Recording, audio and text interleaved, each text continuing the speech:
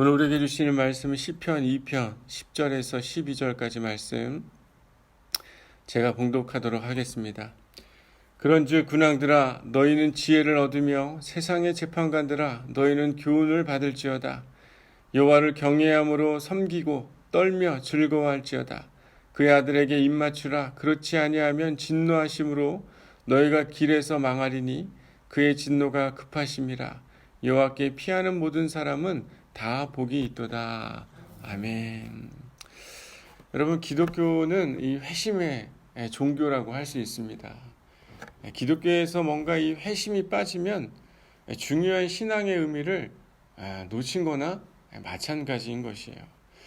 하나님은 정의와 이 공의에 대한 이야기, 또한 곧 심판에 대한 이야기를 우리 가운데 말씀하십니다. 하지만 금세 이 사랑의 하나님, 어느 순간 그 정의와 심판이 계속 지속되는 것이 아니라 하나님이 참 마음이 약한 분인 것 같아요.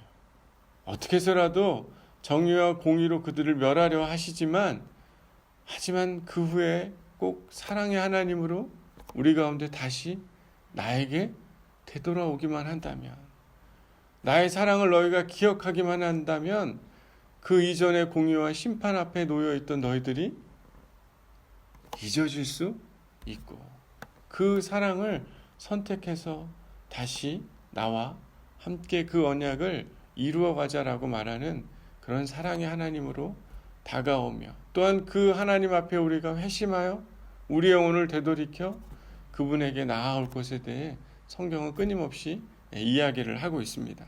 우리가 이 시편 2편에 대한 말씀을 계속 새벽마다 강해를 듣고 있는데, 하나님의 이 철의 지팡이로 악인들, 하나님으로부터 스스로 묶인 것을 끊고 벗어나고 묶여있는 끈조차도 던져버리려고 하는 그런 자들을, 특별히 하나님을 대적하고 하나님의 기름 부은 자를 대적하려고 하는 자들을 하나님이 이 철의 지팡이로 부수겠다라고 이렇게 이야기하며 시편 2편이 끝난다면 상당히 많은 두려움이 되고 공포감이 되고, 뭔가 그런 하나님을 바라보는 시선 자체가 그런 긴장과 두려움이 많이 있겠지만, 오늘 이 시편 2편은 그러한 이야기로 끝나는 것이 아니라 다행스럽게도 지혜롭게 하나님 앞에 행동하며 너희가 하나님의 그 뜻을 깨닫고 돌이켜야 한다라고 이렇게 이야기하며 다시 그 사랑의 관계, 언약의 관계로 사람들을 초대하고 있는 것을 보게 됩니다.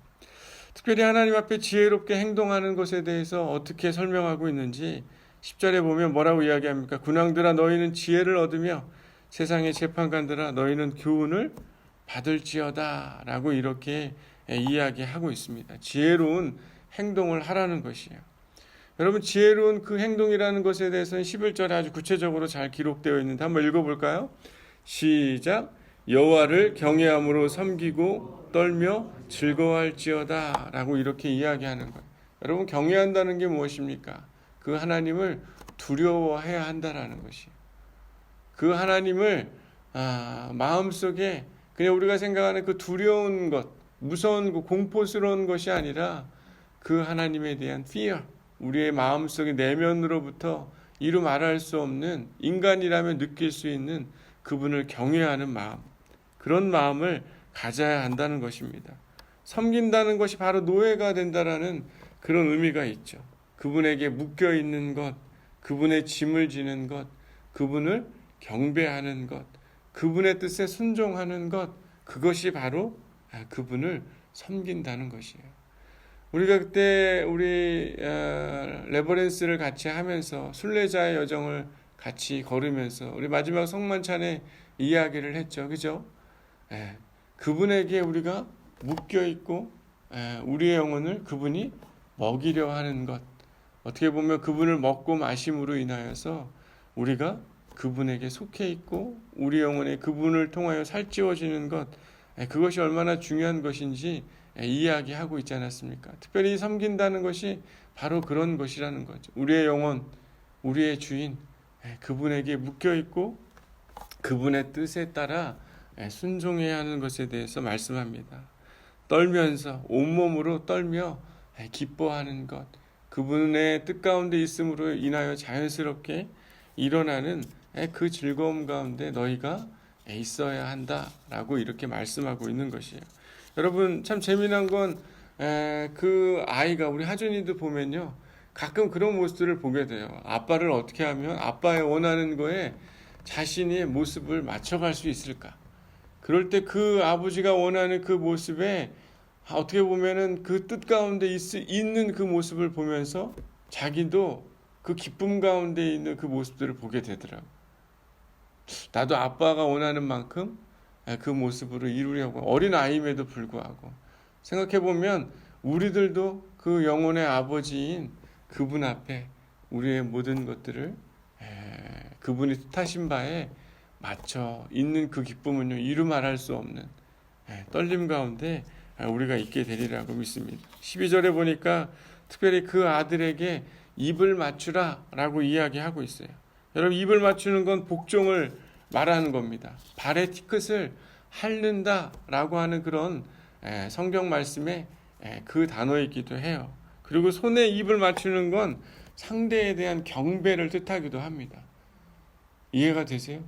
발은 복종이고 손은 경배, 왕으로서의 그분을 높인다라는 그런 경외하는 마음, 그런 모습으로 표시를 말하는 것이에요. 하나님, 그리고 하나님이 세운 왕을 모시고 복종하는 것, 그분을 경배하는 그 삶을 추구하는 것, 그것이 바로 너희가 해야 할 일이다. 하나님을 경외하며 기쁘며 그 삶을 살아가는 것에 대해 이야기하고 있는 것입니다. 근데 오늘 본문에 등장하는 이 아들은 성경에서 많이 쓰여지고 있는 누구의 아들 이런 단어이기보다는 특별히 바르라는 단어, 아람어의 단어를 쓰고 있는데 순전한 아들, 빛나는 아들이라고 이렇게 번역하는 게 맞는 것이에요.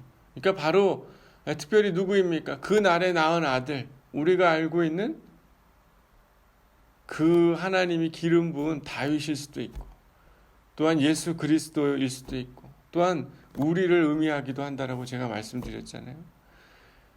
하나님께서 특별히 하나님을 경외하며 하나님 앞에 그분을 모시고 살아가는 그 사람, 하나님께 피하는 자, 그 안에서 피난처를 찾고자 하는 자, 진정한 하나님에게 자신의 모든 피난처로 삼아 그분을 의지하려고 하는 그 사람과 나라는 하나님의 보호를 받게 될 것이다. 하나님의 그 축복이 너희 안에 있을 것이다. 라고 시편 기자는 이야기를 하고 있더라고요. 여러분 특별히 이 2편에 대한 이야기는요. 왕이 그 쉽게 생각하면 왕위를 즉위할 때 읽어졌던 그런 말씀이라는 거예요. 이 말씀을 제가 이렇게 묵상을 쭉 해보면서 그런 느낌이 들었어요. 이 시편 2편을 생각해보면 누가 읽을까요? 세상의 관원들, 재판장들, 악인들 이런 사람들이 이 말씀을 읽었을까요? 이스라엘 백성들이 생각해보면 이 왕위에 즉위하는 사람, 그 시대의 왕으로 임명받았던 사람들이 이 시편을 읽으면서 어떤 마음이 들었겠어요?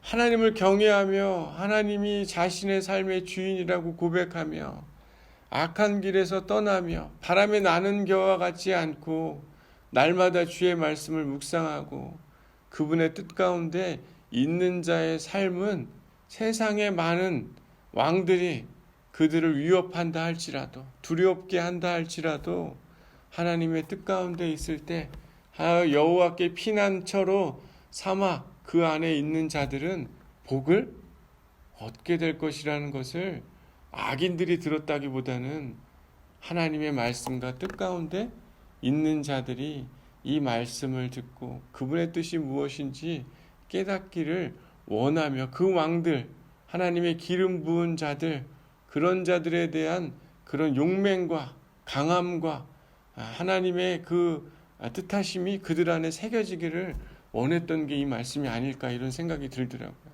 사랑하는 여러분, 저와 여러분 안에도 이 말씀이 용기가 되기를 소망합니다.